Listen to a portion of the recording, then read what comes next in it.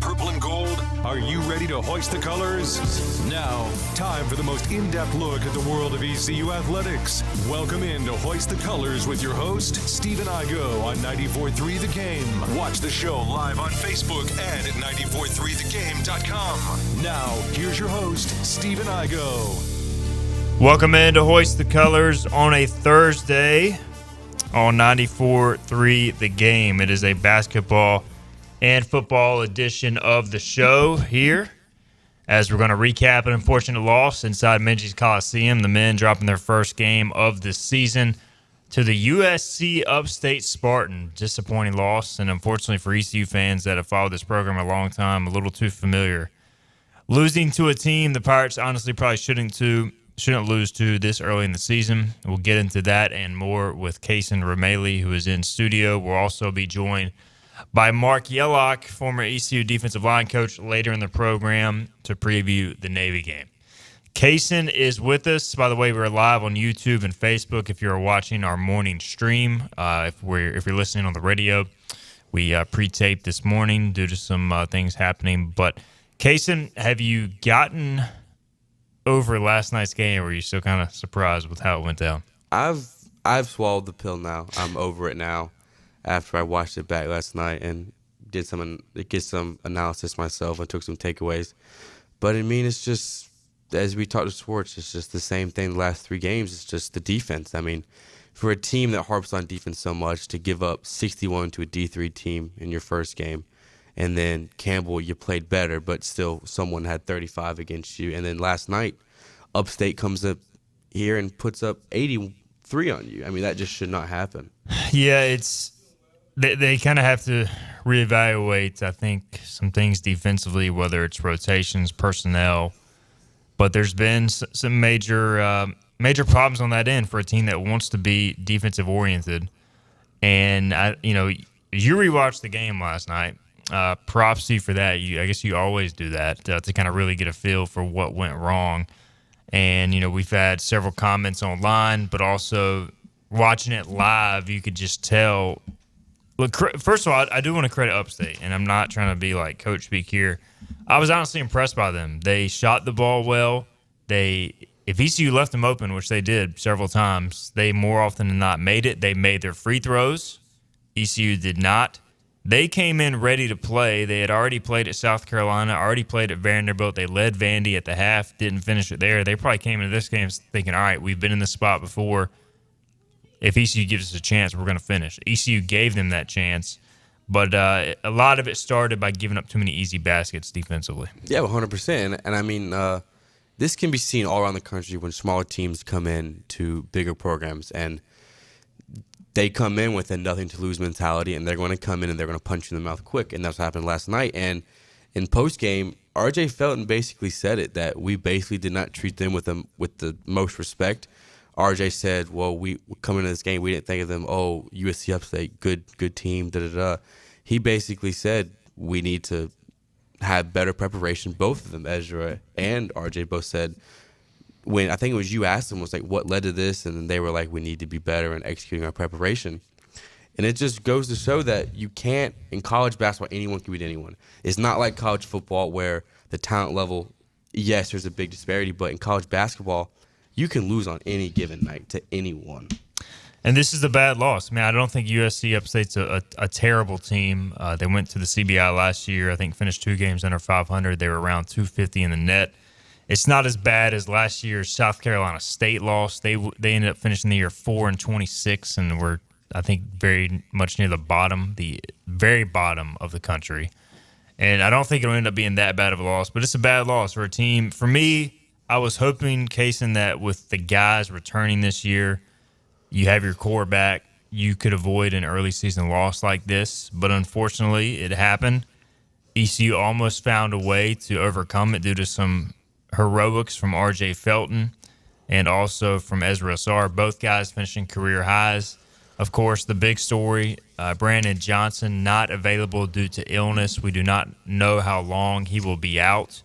And so, look, if you have Brandon Johnson, you win the game. But you should be able to win this game even without Brandon Johnson. Yeah, I mean, and you basically said it right there, is how with this core coming back, you should feel confident. If you would have told me at 6 o'clock yesterday, Ezra would have a career high 24 and RJ would have 33, I would say, oh, we won by probably 15, 18 points. But when you look at the rest of the box score, I mean, look, Quentin was the third leading scorer with 9 points, and he was 0 for 5 from 3, 4 for 9. And open looks. And also the worst part about Quentin's were 4 of his shots were in the last 4 minutes of the game, including that last game winner. And they were all there. I mean, you can question whether you want him taking the shot versus RJ. But this team needs Quentin or Ben Baela to step up. And we talked about it going into the season, case in the wing position. You're going to have to get some production there, or Jaden Walker. I still think Jaden's more comfortable in the point. He did give you 8 and 5 last night, but he also had some bad turnovers early in the game. Doesn't look as comfortable off the ball as we saw him last year. So there's just some things they got to work out early on, figure out where guys are most comfortable. If you're not going to have BJ for a while, figure out how you're going to have to manage that, especially defensively. What did you notice on the rotations? Look, this is mainly a switching defense. ECU likes to be versatile, and that's why you don't really have a true big, especially when it's Ezra in the paint. And last night Val started at the 5, who's far from a traditional big. So that should allow you to be versatile and switch and guard, smaller lineups. But ECU struggled throughout the night last night trying to switch and get way too many drives. So what did you notice there when you rewatched the game? Well, the first thing I noticed was when Val was on the floor, they weren't switching as much, which means every time a ball would come up, you have to say stay. And during that conversation, that quick conversation, sometimes the USC Upstate guard would get a step and get a drive to the basket. And I mean, I counted last night when I rewatched the game back. They had 10 clear drives to the basket without a contest. 10 times 2 is 20, which is unreal. And then when Val was off the floor and they put in Quentin or Ben at the 4 and then at Ezra at the 5, they would switch everything. Right. But also it's okay for a team against a team like USC Upstate because they're not going to have some real size where it's going to bother you. So it was basically wings on wings last night when they were doing that.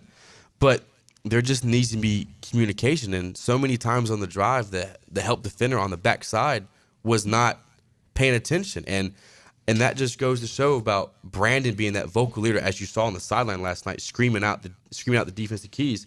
But when Brandon Johnson is not in that middle, and even when he's on floor with Ezra's in the middle. When Brandon's out there, Ezra's in the corner on the wing. Brandon's in the middle orchestrating it all on defense. And it showed last night.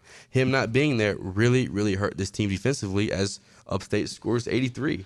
Communication is such a big part of defense, and I agree. Yeah, I mean, it's something that they're going to have to find a way to improve. Also, rebounding last night, you give up 13 offensive boards to a smaller USC Upstate team. I don't think that happens if Brandon Johnson's in the game. So, and it's disappointing because it's just a game you shouldn't have lost. But it can serve as a wake-up call because, I was saying before the show, Casey, if you find a way to win this game, maybe it covers up some of the issues we've seen early. And, the coaches are going to emphasize the problems. Look, I'm not saying that it changes the coach's philosophy. I think when you lose a game as a player, and with that final shot not going in from Quentin or the putback from Ezra not going in, when you lose, and in my opinion, you get embarrassed in a game like this, that becomes a wake-up call, as opposed to if you find a way to win, maybe you kind of sweep it under the rug. You don't take it as serious. So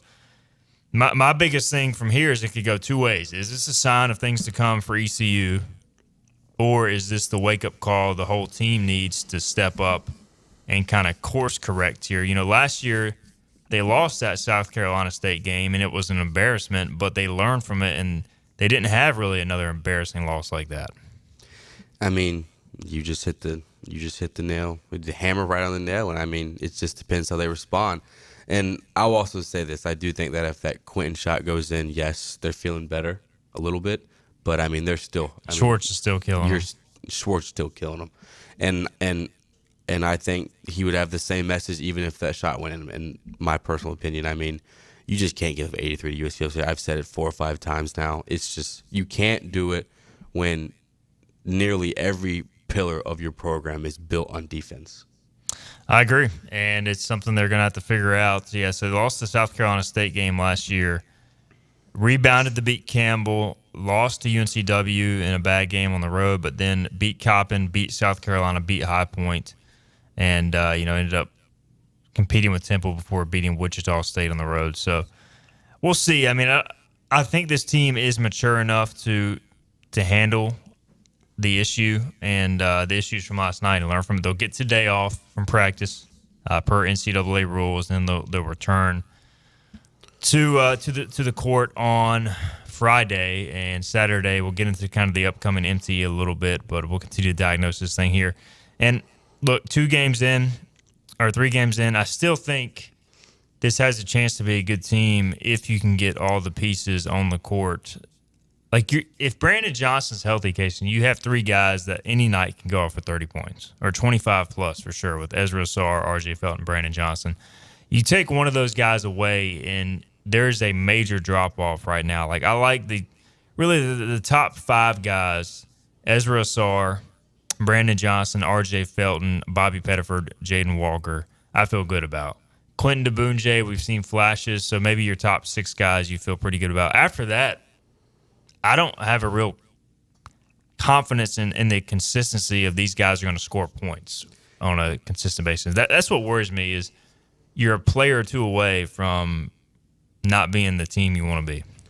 I'm not trying to be too harsh here, but for me, outside of Brandon, RJ, and Ezra, I don't know who else can give me 10 points a night. I mean, you look at, coming in, all these expectations for Bobby, and I said it a couple of times even in the offseason. I was like, look, Bobby needs to prove to me he can score. And last night he had ample opportunities. What was he from the floor? 1 of 7. He was 1 of 7 from the floor, and one of them was a 3. So all of his other shots were in the paint area. And I think Bobby needs to step up, and Bobby needed to step up last night, and sadly he didn't. And then since he didn't step up, Jaden got put in that role a little bit last night, and he looked the worst he's looked, I think, in an ECU uniform last night. And then Ben Baela played really bad last night too. He missed a wide open layup. Him and Quentin on defense last night were very, very out of sorts.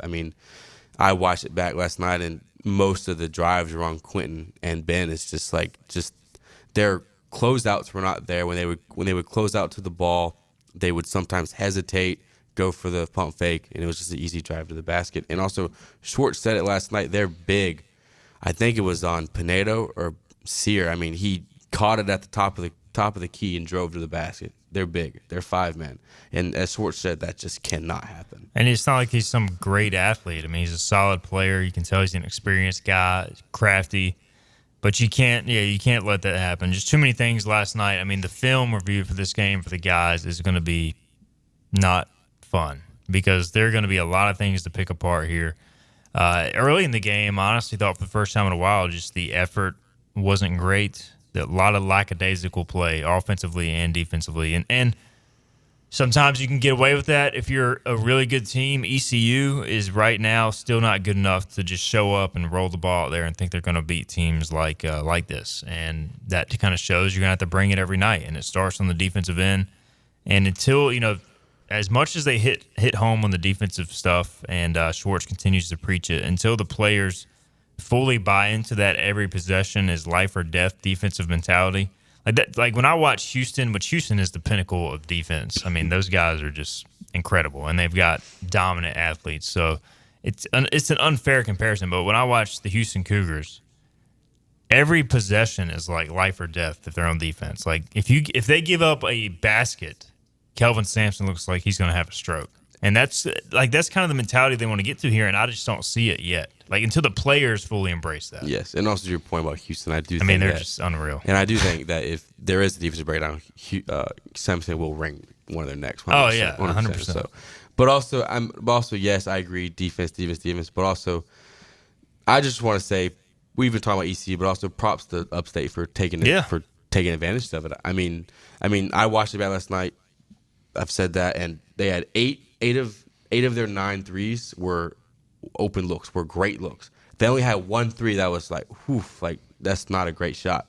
And then the drives to the basket, and they were scoring off turnovers. I mean, because ECU early was just poor passes, and they weren't even hard passes. Like they weren't pushing any windows. I'm talking coming up the floor, passing. It's 5 feet behind Ezra, Bobby passes behind Ezra, and they just look at each other like, what? And then Jaden Walker passes it to an assistant coach on USC Upstate on the wing, and Upstate took advantage and they beat us. They beat us good. Yeah, congrats to them, man. I mean, really, I think they got a shot in their league to be pretty good. If they play like that, they shoot like that. I like some of their pieces. The Ayesa kid, 3-point specialist. If you leave him open, he's going to knock it down. Be nice to have one of those guys. And that's what me and you talked about last night. If you look at teams around the league, and for a perfect example, if you look at the UConn Huskies last year, they had two guys. They had two guys in Dawkins, and I forgot the other one's name.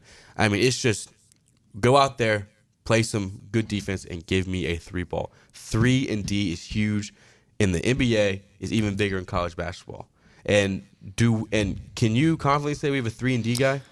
You want Biella to be that guy, but until he starts making the threes and defending consistently, that it's hard to. You definitely don't. I mean, that's just the reality.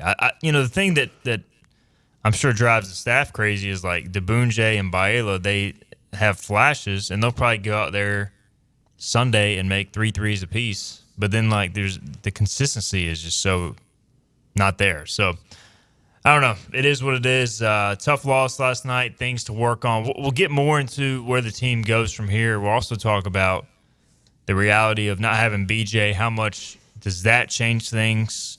Cam Hayes, we'll give you the update there if there is one. Also, it's Corey Faison, the freshman, not there. We'll talk a little bit about the roster construction of the overall team and how that can maybe be altered or, how that impacts things going forward. All right, we'll get our first break in. We'll come back. We'll have more basketball talk. Casey Ramaley, Steve and I go here at 94.3 The Game. It's time to give thanks, and Greenville Toyota is making it happen with no payments for 3 months. Yes, we're thanking our customers with no payments till next year. That means extra money in your pocket, just in time for holiday shopping. Rush to Greenville Toyota. Other restaurants claim their food is fresh and fast, but are they friendly? At Moore's, you're treated like family the minute you walk into their doors. With locations in Winterville, New Bern, Swansboro, Morehead City, and Jacksonville. We've been practicing what we preach since 1945. At Moore's, our barbecue is slow cooked and smoked over real wood daily until it's so tender it's falling off the bone. Combined with our fresh chicken, cooked-to-order seafood, and homemade fixins, we're sure you'll agree. If it's not Moore's, it's less. Acre Station Meat Farm, along with Lane Angus Beef, bring you Farm to Fork Beef. Stock your freezers now with affordable beef boxes, just in time for the grilling season. Farm to Fork Beef brings quality local beef to your family. From your traditional butcher shop, Acre Station Meat Farm. Come on down to Acre Station Meat Farm and find out why we're #1 in fresh cuts and friendly service. Acre Station Meat Farm, Highway 32 North, Pinetown. At GoEco, we don't just supply the office space. We create solutions for any environment. Our state-of-the-art commercial-grade video display is perfect for watching film with the team.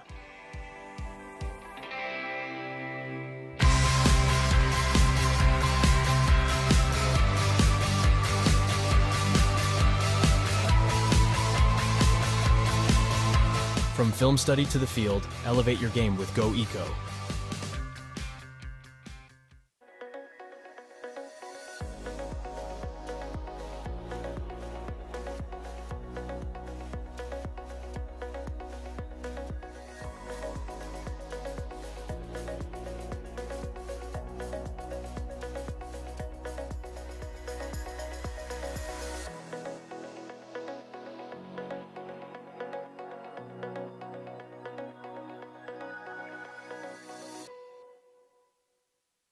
Storm season is approaching. North Carolina weather can damage your roof, and before long, a small leak can turn into a big problem. Your home is one of your biggest investments, so protect it with Wells Home Improvements.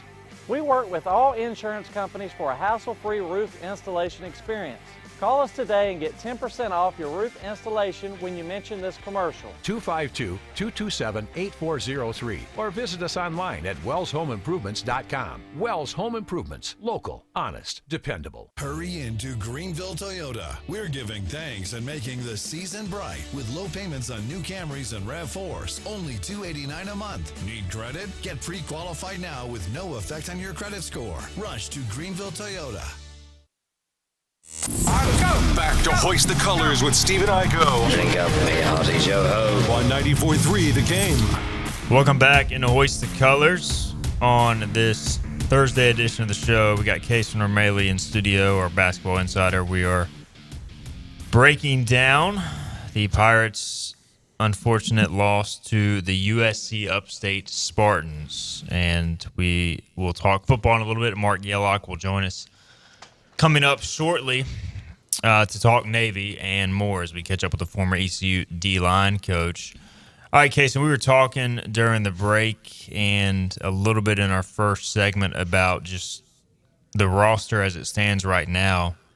You know, we did a lot of off-season previews, and it was, as Keith, by the way, on Facebook says, need to shoot closer to 80% from the line, at least high 70s. Yeah, that was a factor in the game last night, too. 19 of 31, 60% versus USC Upstate, 16 of 19, close to, 80%. So that was, look, Ezra, 9 of 16, Jaden Walker, 2 of 5. Those are two guys who struggled from the line last year and struggled at times last night. Ezra has been a little better from the line, but something he needs to continue to work on. Anyways, back to my original point. We were doing in the summer on the Hoist the Colors podcast breakdowns of each player, and we were kind of looking ahead to the season. We were looking ahead to the season, and at that time, basically, last night you were without three guys that could have been impact players in our mind in the summer when we were kind of looking at the thing. Brandon Johnson, of course, definitely impact guy. We expected Corey Faison as a freshman, given a pretty good amount of hype, to come and at least play a role. And also Cam Hayes, if he's eligible, is a 8 to 10 point per game scorer, if not more. So you were without those three guys. I don't know what Corey's deal is. I wouldn't count on him coming back. We don't know Cam Hayes. You can't count on that. The NCAA has yet to make a ruling on his waiver, and then BJ being out. So that's 3 scholarship players. And you only get 13 in basketball, all of a sudden you're down to 10. And then you got guys who are freshmen, and Sear Malonga and Callum Richard, who are still learning. Then you're down to 8. So it's just like all of a sudden this team looks pretty short in depth. Yeah, and I mean, in this day and age in college basketball, that should not happen because essentially every summer is free agency. And go pick out the mercenaries, go pick out 1 or 2 year guys left to come in and serve that purpose. And I mean, yes, it's seen throughout the country with some coaches not wanting to use the portal. It's seen with ECU's Cliff Godwin here. He doesn't want those guys. He wants to develop. And also when we talked to Davis and Schwartz this summer, they basically said we want to develop those guys. We want to see that growth. And to their point, they've done a good job. Look at Brandon Johnson. Look at Ezra. Look at RJ Felton. Look at Jaden Walker. But also at the same time, it's like, look, there's got to be a balance. And this is, look, they're great. They're good players, but I mean, you're wasting a couple scholarships by not playing these guys when you could have gone out. And honestly, like for a clear example, we talked about it. Go out and get a kid like Anthony Del Orso from Campbell, pure score. Or even this Yesa kid from Upstate, transferred from William & Mary. Or even this kid. And also, we also talked about in the break how teams who are defensive-minded go out and get defensive players. Outside of RJ Felton and maybe Brandon Johnson, there aren't many other great defenders on this team. Yes, they're good, but I mean, if you look at a team like Virginia and Houston, they go out and get their guys that fit their mold. They're not worrying about you fitting in with them. They want to make sure that you're what they think they are, and you play defense, and that creates the offense. And when defense isn't played great, offense is not going to be created. Schwartz has said that in every single postgame we've had, because we asked about RJ Felton's career high last Saturday, and he said, I think the reason he had his career high is because he was thinking defensively, because defense creates offense. and how much of last night was ECU's offense was just RJ ISO taking over. I mean, that was the majority of the offense, and Ezra doing the same. And that's not the team ECU wants to be. They're not going to run away from those points. But look, I'm fine with recruiting freshmen. I mean, I think Sierra Malonga has a chance to be good in time. Same with Callum Richard, and I like the Sakori Faison sign. I mean, you got a local kid who's scoring like 30 points a game in high school. The problem is, if you're going to do that, you got to find the balance too. So they took 2 transfers. The problem is Cam Hayes, we knew all along he may or may not be eligible. And then Bobby Pettiford, who, again, I really like. Whether he scores or not, I think he makes a huge difference with his passing, distribution, driving skills. But he's got an injury history, and even last night he was cramping. So the 2 transfers you brought in weren't slam dunks as well. So I don't know. It's just I don't know if they could, hindsight's always 20/20, and there's still a lot to play out here. We still don't know what's going to happen with Cam. We don't know if Bobby will be able to stay healthy. Maybe by the end of the year, Sear is a stud. I don't know. There's a lot to play out, but there's a lot of unknowns as well. Yeah, and I mean, and I'm going to go back on my last point. I'm not taking nothing away from the 2 freshmen or the people on the roster. They're on this roster for a reason. They're good players. Sports staff likes them. But the point that I want to say is how with this team now, with your core of RJ, Brandon, and Ezra, and I would honestly throw Jade and Bobby in there too, you're in a win now mode because those guys have proven they can go out and give – 3 of them can go out and give you 30 a night. 3 of them. And then Bobby has looked like an elite passer thus far. Me and you talked about it last night. The offense needs to be there. But if you're in a win now mode, I think you need to go out in the portal and get players that are serviceable right now. And honestly, in my opinion, you're going to return 2 out of 3 of those next year. I think Brandon and RJ come back. I don't think Ezra returns. And I think with that, I think that you're going to go out and you're going to get players that can win now and get 1 or 2 graduate guys left to service.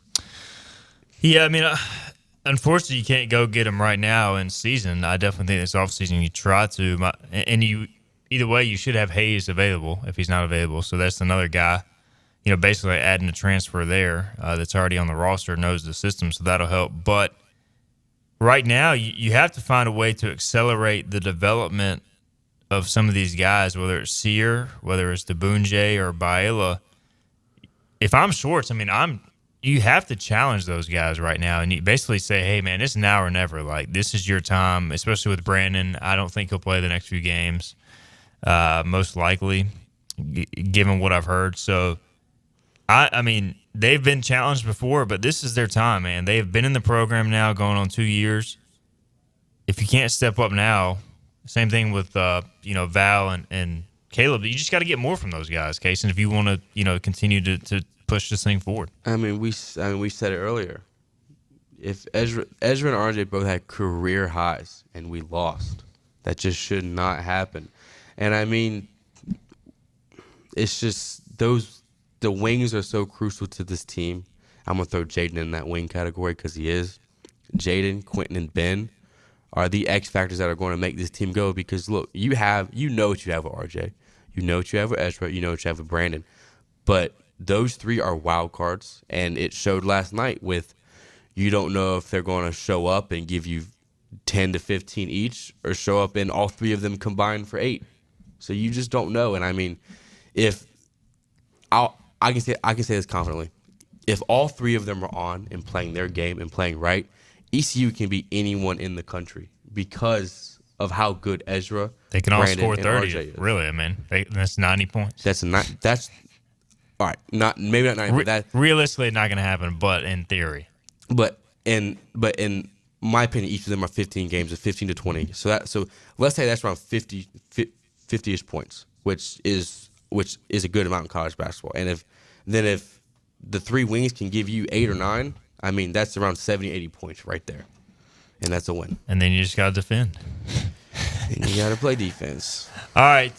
Case and Romeli and Stephen Igo here. Town Bank Holiday Classic coming up. Begins Sunday. Northeastern and ECU will tip it off at 2 o'clock. And then ECU will take on Georgia Southern Saturday. Then Kennesaw State Sunday. Northeastern 1-2. They beat Boston 67-58. They lost at LaSalle 79-74, and then got crushed at Harvard 80-56. Versus a good Harvard. Yeah, team. Harvard's good. So I think Northeastern, they went like 10-20 last year. This should be a winnable game, but look, we thought Upstate would be a winnable game. So we'll see how the next 3 days go.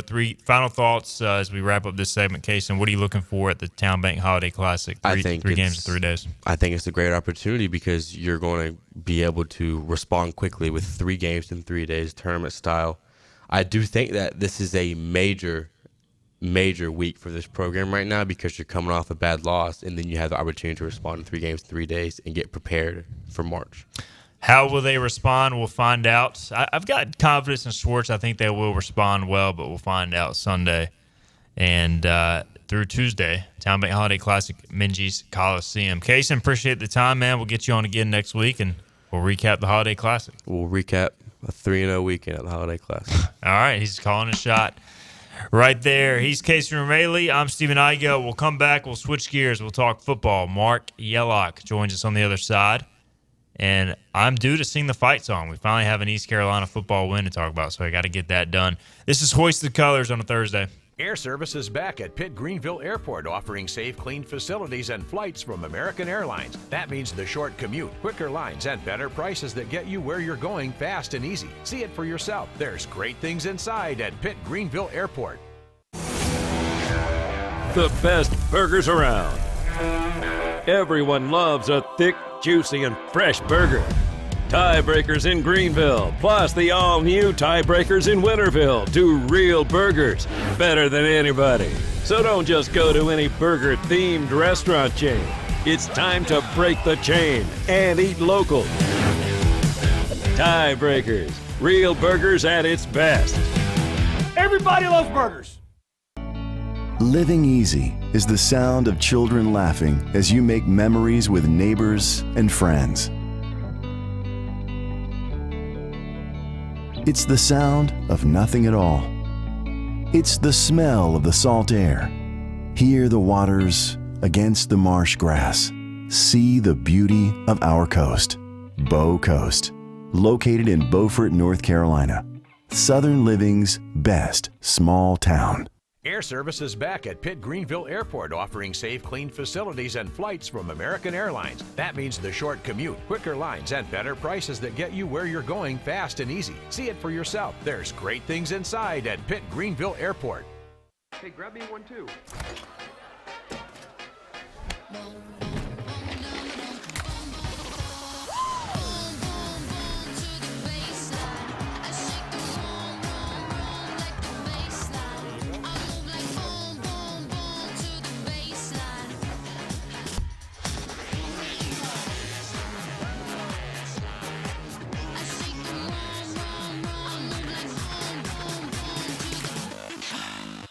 R&D Brewing is proud to partner with the ECU Pirates, and now you can enjoy Pirates Brew, the official craft beer of ECU Athletics. Pirates Brew is a carefully curated light beer that embodies the spirit of ECU, a refreshing and easy drinking light beer. Pirates Brew by R&D Brewing is available now at grocery stores, local retailers, and at ECU athletic events. Head over to your favorite store and enjoy a nice Pirates Brew today, or else you'll walk the plank. Hand me another Pirates Brew. Arr.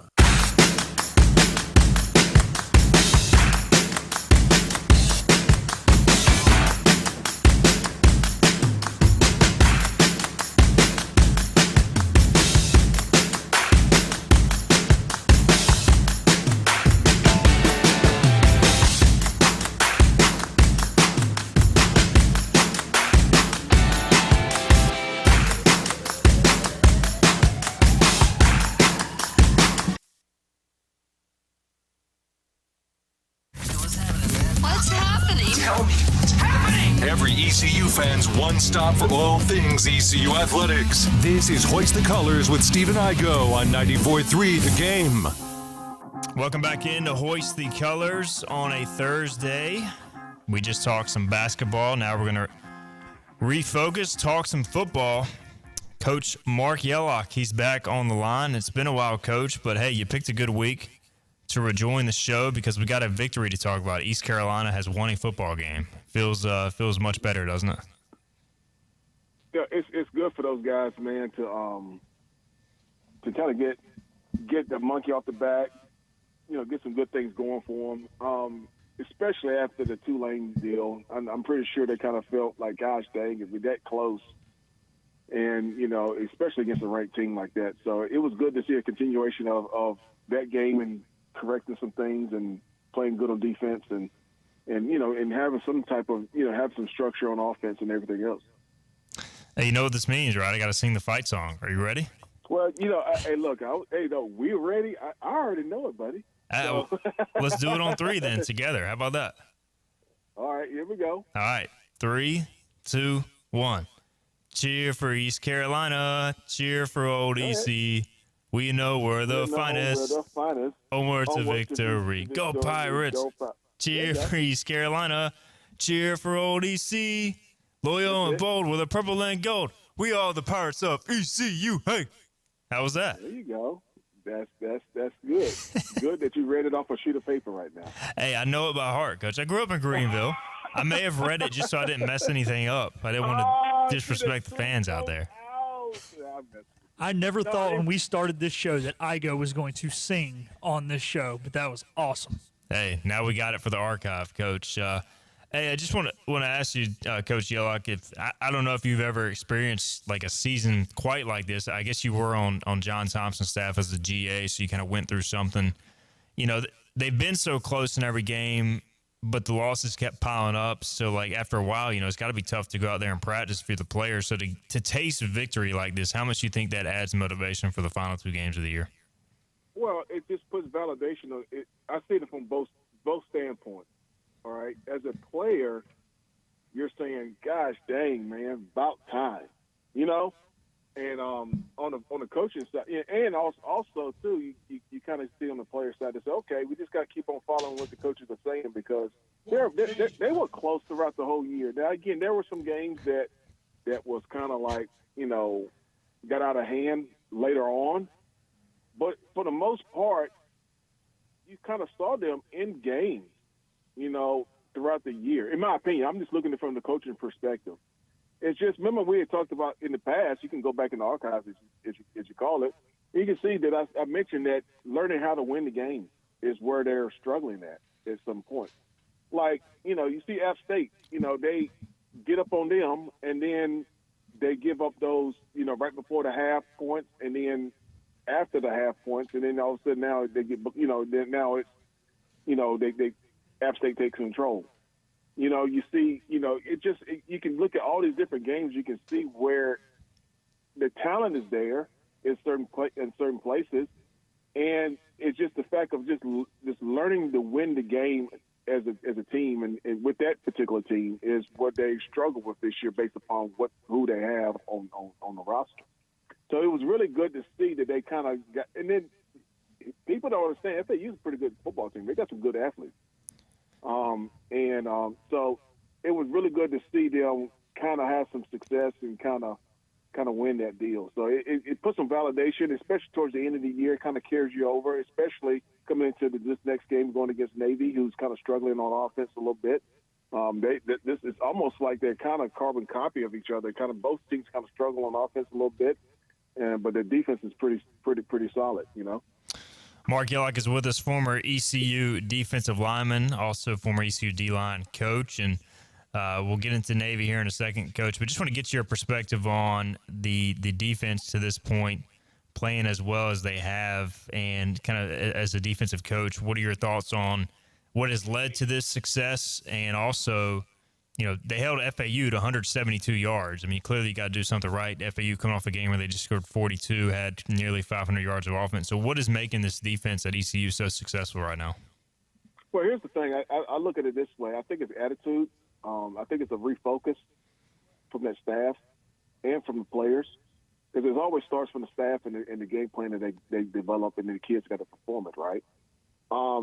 And just be real with the situation. When they played against UNC Charlotte, I thought that was probably one of their worst games defensively. And then ever since then, they kind of picked it up.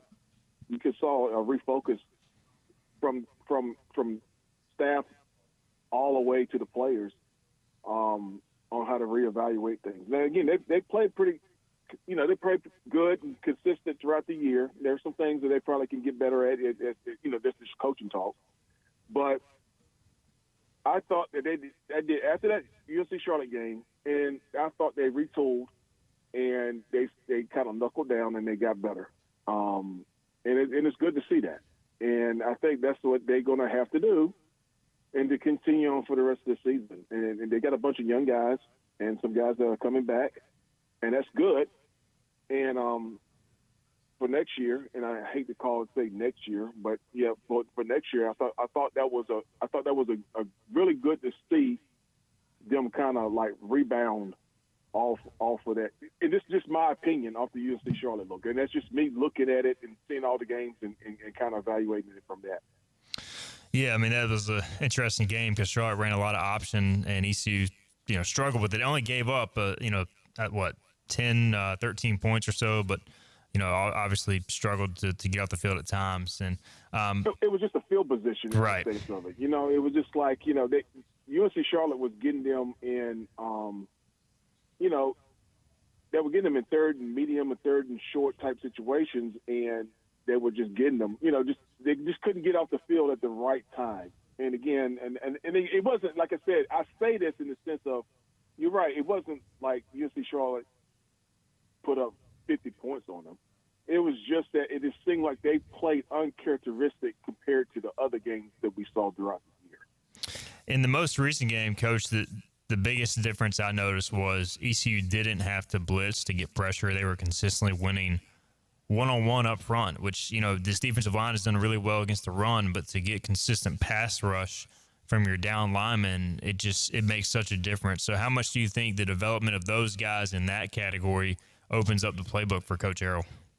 I think it's first of all, and I look at it from a coach's perspective. When you go and you on Sunday, when you're looking at the opponent that you're facing, you kind of see the personnel and you see matchups. All right, I'm going to try to put my best guy on your worst guy. I'm going to try to put my best defensive lineman on your worst defensive lineman. On the worst offensive lineman. And then you kind of go from there, right? And if you think that it's, even all across the board, then you say, well, we may have to add this person in, kind of attack the protection more because we're not going to be able to play.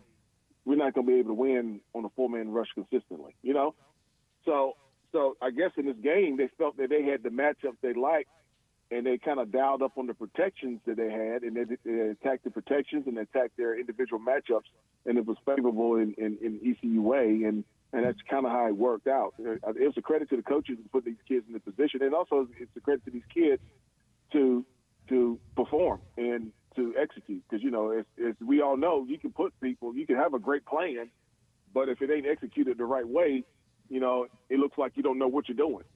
So I think the kids did a good job of executing the plan and following, and people making competitive plays and kids making tackles. You saw the energy in that game too. They were really flying around and playing with really great energy, and that was really good. And they've been doing that all year long, but it kind of fed off onto everybody else too. Marc Yellock is with us. Coach, it is Navy week, so if you're ECU, you didn't get much time to celebrate the win because this is a different beast. This week, you've gone against this triple option, a little bit different now. They're doing some shotgun stuff. They will go under center with the traditional look as well. And just how much of a challenge is this week for the coaching staff and players? Well, the first challenge is that they know each other. Coach Houston knows Coach Newberry, and I know Coach Newberry. Me and him we worked together many moons ago when he was at Elon, and he's a great, respect him a lot. He's a great coach. I'm glad to see him have this opportunity for him to be able to take over this program and put his finger into what he's doing. But I think the biggest challenge is, number one, they both know each other. They know each other's defense. They know because it's very similar. I don't know if it's exact same, but it's from the same tree. And so they they know each other. I think what it really boils down to is it's the same thing that they did before. I always come to this same perspective. I think I saw them the same each week. I think that it's not about what Navy does. It's about ECU. It's about, can you make tackles? And also, because you know that they're decent on defense now. Navy is. And the offense is going to have to score. Because if you look at the Navy's games, it's been low-scoring games. Now, I don't know what they did last week. I didn't follow them last week and what they did last week. But I know in the last couple of games that I've watched them play, it's been low-scoring games, and either they're winning at the very end, fourth quarter, they score a touchdown and win, 10-13 or, 10-17, something to that extent where they kind of like starve it out on their offense and they hopefully get field position and they're scoring. The Navy will score and win the game.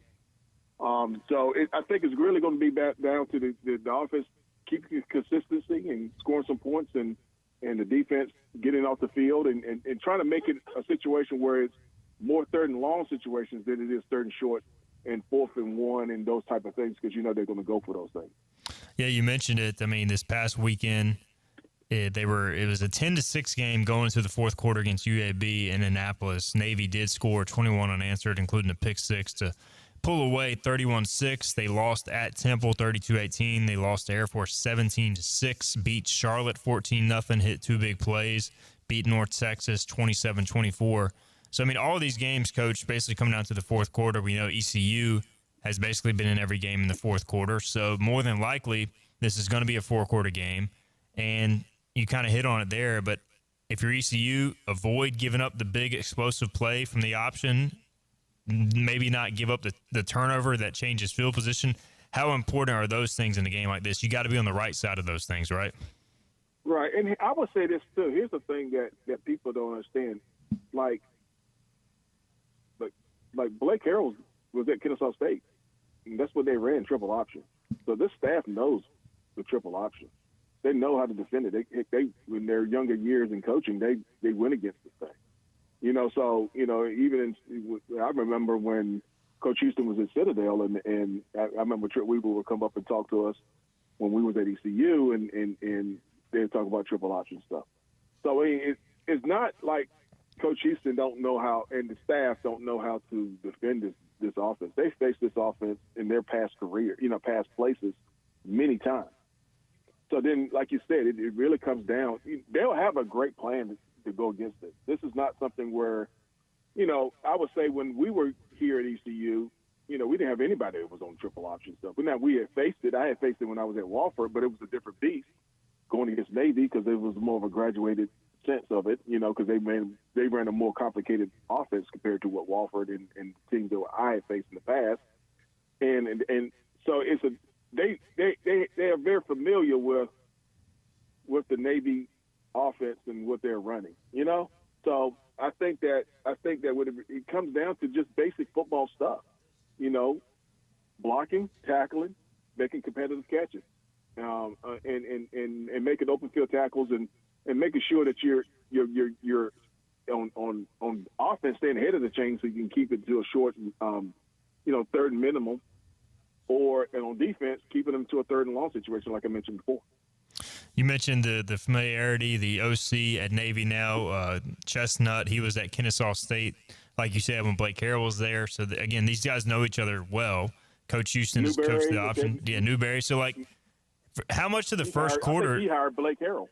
Yeah, so how much of the first quarter is going to be like a filling out process and then an adjustment from there? Do you feel like maybe those first couple of series, Navy sees how ECU is playing the option and vice versa, and kind of adjust from there? Like that first quarter might be kind of a situation where they're filling each other out.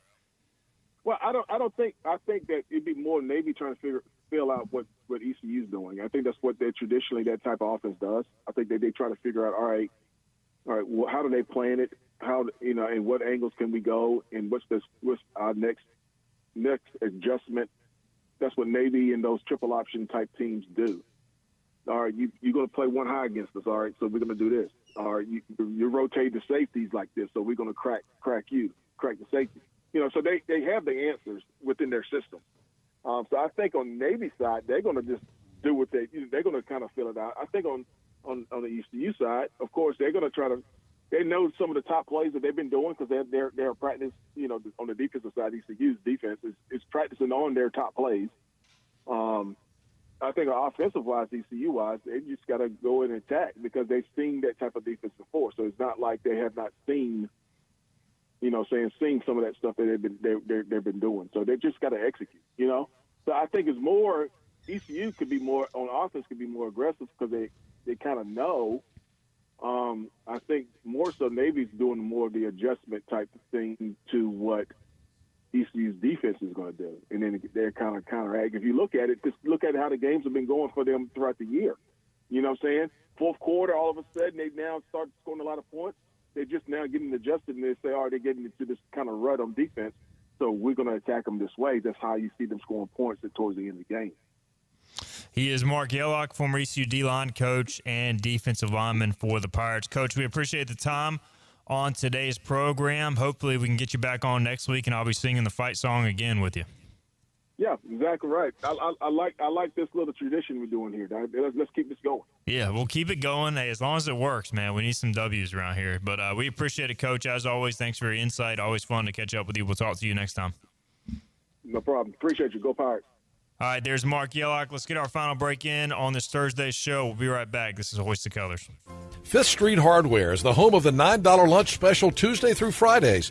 $9 specials every day, including the famous Burger Day on Tuesdays, Flatbread Pizza Wednesday, the famous 5th Street Hardware Reuben on Thursday, and fried fish or shrimp on Friday. Plus trivia on Wednesday nights and live music every Thursday nights.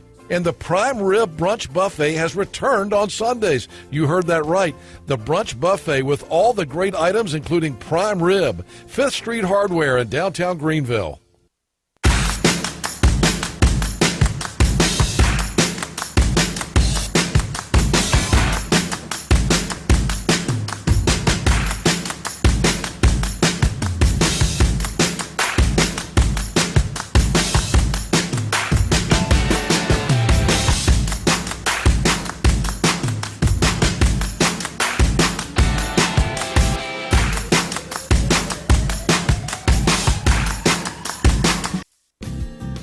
Tax credits are back. Get a 30% tax credit, up to $2,000 off your new Mitsubishi electric heat pump install. Let Comfort Master help you take advantage of the tax credits with a qualifying Mitsubishi electric ducted heat pump or non-ducted Mitsubishi electric mini splits. Mitsubishi electric mini splits are ideal for bonus rooms, garages, or sunrooms. If you need a new HVAC unit, call Comfort Master today. Call Comfort Master.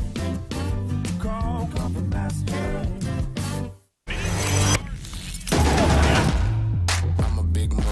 You can't name a lot of things that I didn't do.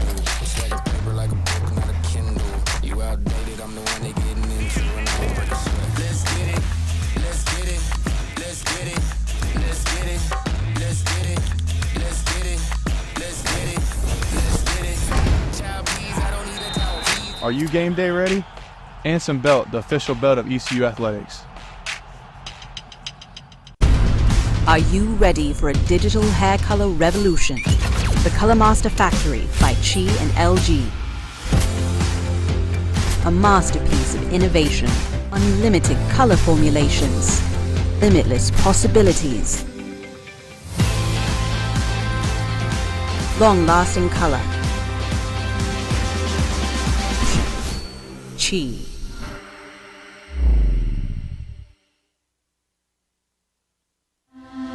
This is about you, your family, and the health of all who live in Eastern North Carolina. This is about the transformation of a health system into something more powerful and more human, about creating new ways to treat disease and keep you well.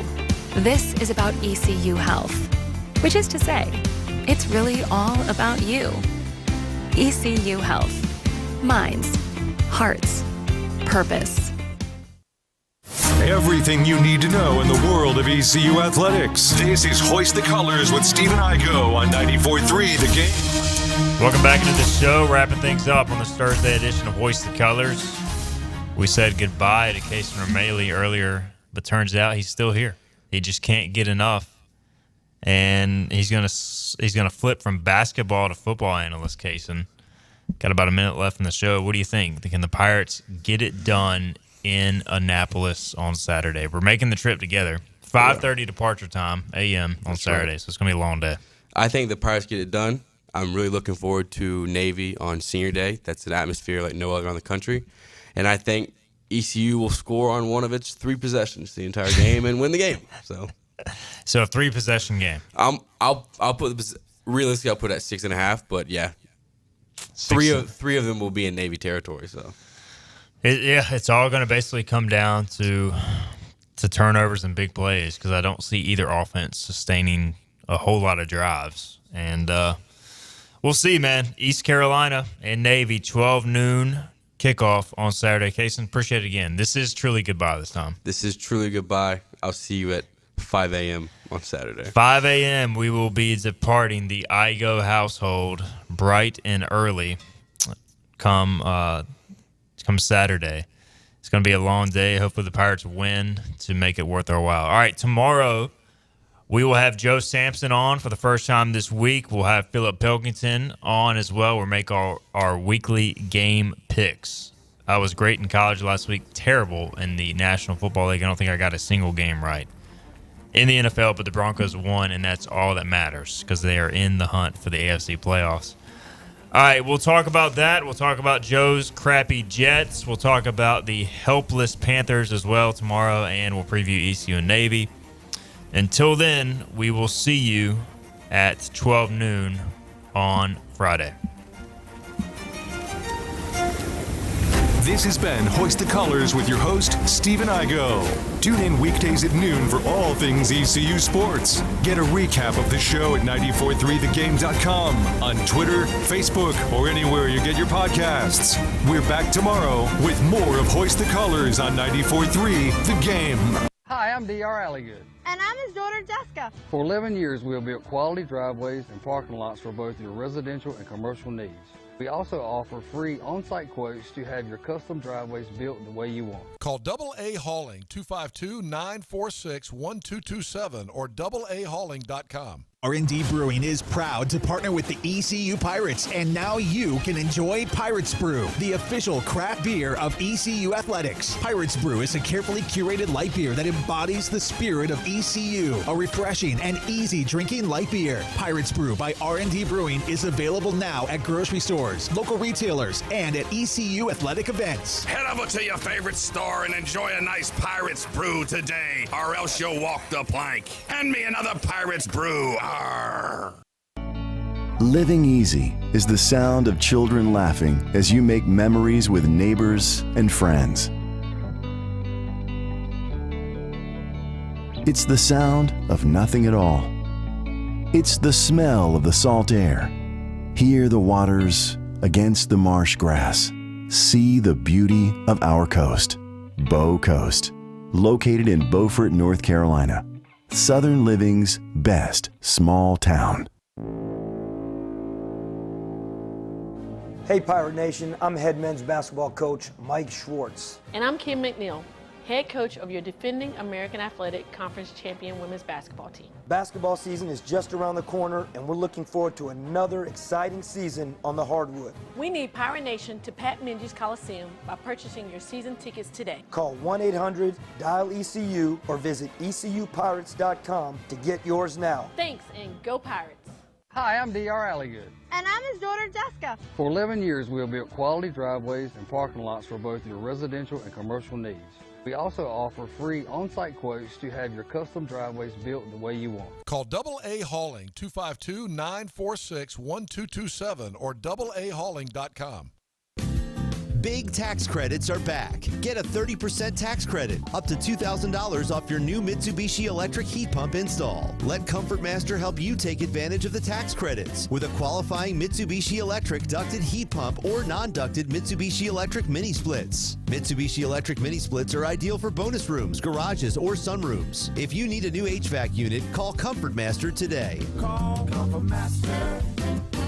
Call Comfort Master.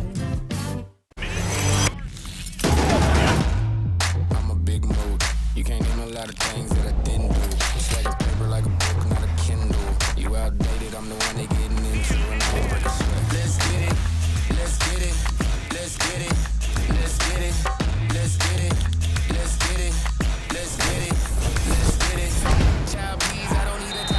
Are you game day ready? Anson Belt, the official belt of ECU Athletics.